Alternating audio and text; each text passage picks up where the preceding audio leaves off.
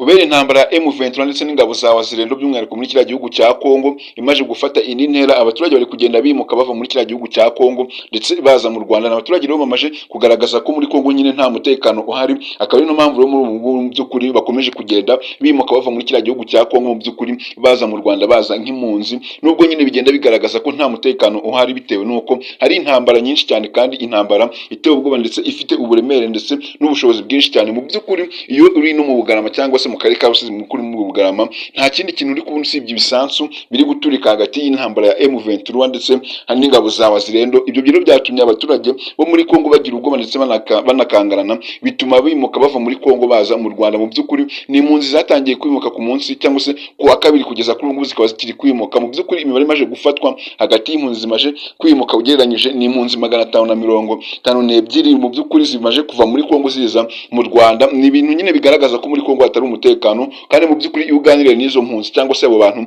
bari kuva muri Kongo, nta kindi kintu bari kukubwira ko nta mutekano, baje mu Rwanda bizeye ko hari umutekano mu by'ukuri usesuye. Ari no mpamvu nyine ngo bavuye mu kiriya gihugu cya Kongo bitewe n'umutekano mukenya uhari. Nawe iyo ubirebesheje amaso ukabirebesha imbonankubone cyangwa se uri live, nyine nawe ubona ko kuko mu gihugu cya Kongo nta mutekano hari, by'umwihariko muri kariya gace nyine M23 ndetse n'ingabo za Wazirendo bari kurwana. Mu by'ukuri M23 ikomeje kugenda ishaka kuba yagaragaza ko ishaka gufata iyi ntara ya Uvira by'umwihariko, ndetse ari nabo abaturage benshi na benshi nyine bari batuye, ndetse intambara nini ikaba iri kugenda ibera muri kariya gace by'umwihariko ka Kamanyura muri kiriya gihugu cya Kongo. Ari intambara iri kugenda ibera, mu by'ukuri biri kugenda bifata isura bikagenda bihindura isura bitewe n'amasaha cyangwa se ukuntu biri kugenda bwira. Nyine amasaha nuko biri kugenda bigaragaza ko intambara yoho iri kugenda ikomera hagati ya M23 ndetse n'ingabo za Wazirendo rara mu kiriya gihugu cya Kongo. Kuri ubu nubwo rero n'ingabo z'abarundi ziri kugenda zirasa kuri M23, mu by'ukuri bivugwa yuko ngo ingabo za Kongo ngo zajyanye intwaro mu gihugu cya Burundi kugira ngo bajye barasiraho M23, ngo M23 itabizi.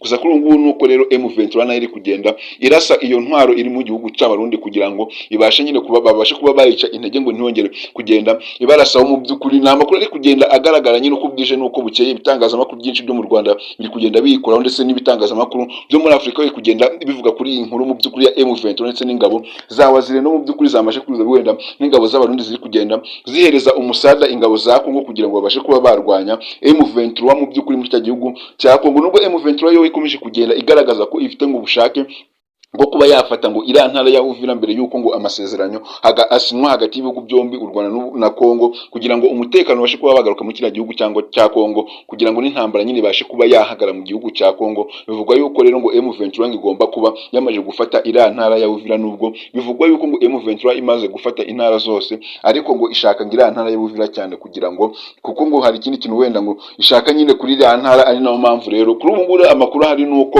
abarundi bari kugenda ngo basenya ibiraro byose biri kugenda nyine mu by'ukuri bifitanye umupaka nyine biri ku mupaka w'u Rwanda na Burundi cyangwa se Kongo n'u Burundi, biri kugenda babisenya kugira ngo M23 itazabona ahantu ica mu by'ukuri ngo yomoka ngo ijye Burundi, kuko bigaragara ko ngo M23 ngo ifite gahunda yo gufatira ntara ya Uvira igahita igenda no mu Burundi igafata ngo imisozi yo mu Burundi. Iyo uhagaze hano i Rusizi mu murenge wa Bugarama uri kureba, mu by'ukuri ngo bigaragara ko M23 ishaka kuba nawe yagenda ngo ikafata. Niyo mpamvu rero abarundi nabo bari kugenda basenya ibiraro byose nyine kugira ngo batazabona ahantu ngo M23 itazabona ahantu ngo icisha intwaro yomoka igenda muri kiriya gihugu nyine cy'abarundi. Niyo mpamvu rero abarundi bari kugenda bafasha ingabo za Kongo by'umwihariko kugira ngo babashe kuba barwanya M23, kuko ngo M23 nayo bifite gahunda yo kuba yagenda i Burundi. Kuri ubu ngubu rero amakuru hari nuko ngo M23 imaje gufata tumwe mu duce tugize intara ya Uvira by'umwihariko. Nyine bigaragara ko ngo hari uduce yatangiye kuba yafata, itangiye no kudukontrola cyangwa se iri no kudukontrola mu duce tumwe na tumwe twa Uvira, nubwo intara yose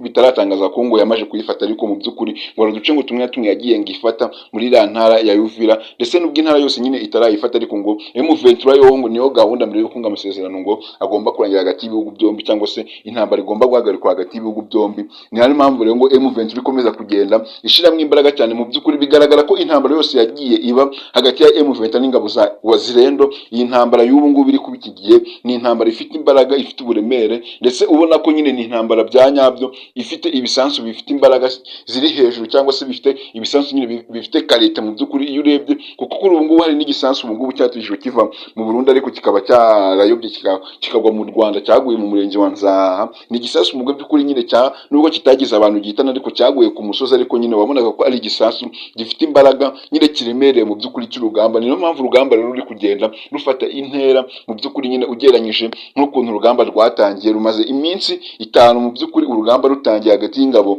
za M23 ndetse n'ingabo za Wazirendo. Ni ibintu uri kubona ko nyine biri kugenda bifata intera uko bwije n'uko bukeye, mbere yuko ngo amasezerano abasha kuba yasinywa ngo hagati y'ibihugu byombi, by'umwihariko u Rwanda na Kongo. Nubwo nyine biri kugenda bigaragazwa ko ni M23 nayo nyine ikomeza kugenda ikontrola tumwe mu duce tumwe na tumwe twa Kongo. Mbere yuko rero dukomeza n'amakuru ya M23 ndetse n'ingabo za Wazirendo zamaje gufatikanya n'ingabo z'abarundi, reka ngusabe ubanze ukore subscribe kuri Peace TV ndetse ufungure inzogera kugira ukomeza kubana natwe mu zindi video tubategurira umunsi ku munsi, 5 kuri 5. By'umwihariko iyi video nasharinga ku nshuti zawe kugira ngo nabashe kumenya aya makuru by'umwihariko, ndetse unakande like na comment nawe uko ubyumva. Mu by'ukuri rero ingabo za M23 ngubu mpagaze muri site mu murenge wa Bugarama, aho ndi kubirebesha amaso yanjye. Nyine mu by'ukuri ni ibintu bigaragarira nyine amaso, biteye ubwoba bitewe nuko hari ivumbi ryinshi cyane mu kirere, bigaragaza ko ibisanzwe biri kugenda biturika. Nawe ubirebye live, hari abantu nyine bamwe na bamwe usanga barwara imitima mu by'ukuri nyine, ariko kuri ubu ngubu nuko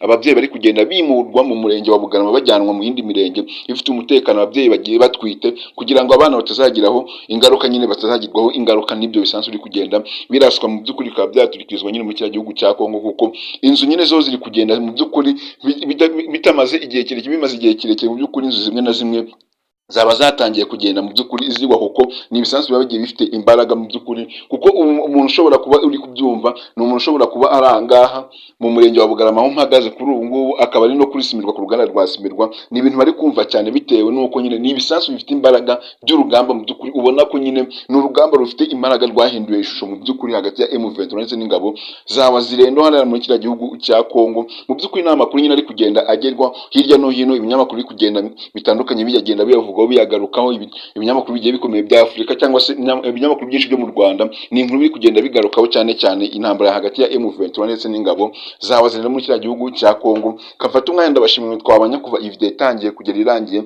muri abantu b'agaciro cyane. Ariko nimba iyi video wayikunze, kora like, tere comment, by'umwihariko isharinge ku nshuti zawe kugira ngo nabo babashe kumenya aya makuru meza abagiye agezweho 5 kuri 5. Ariko nimba ari ubwa mbere ugeze kuri channel yacu ya Peace TV, ndakunyuze kuri subscribe, wibuke gufungura inzogera kugira ukomeza kubana natwe mu zindi video tubategurira umunsi ku munsi. 5 kuri 5 ayo amakuru ya M23 ndetse n'ingabo za Wazirendo. Mu by'ukuri intambara iri kugenda ifata intera mu kiriya gihugu cya Kongo, ndetse n'abaturage bari kugenda bimuka bava muri Kongo mu by'ukuri baza mu Rwanda. Abona ko nyine bashaka ubuhungiro, kandi baje nyine bashaka ubuhungiro mu by'ukuri bitewe n'umutekano mukenya uri muri kiriya gihugu cya Kongo. Ndetse n'abaturage muganire cyangwa se ubajije bari kuva muri Kongo, nta kindi bakubwira ko bari guhunga bitewe n'umutekano mukenya cyangwa se n'intambara iri muri kiriya gihugu cya Kongo, kandi bakaza mu Rwanda ngo bizeye ko hari umutekano, kandi bashaka nyine umutekano. Ari no mpamvu ngo bari kuza mu Rwanda, kuko bazi ko u Rwanda ngo ari igihugu nyine gifite umutekano. Niyo mpamvu nyine bari kugenda bimuka mu by'ukuri bava muri Kongo baza mu Rwanda. Ndabashimira twabanye kuba iyi video itangiye kugera irangiye, amakuru nayo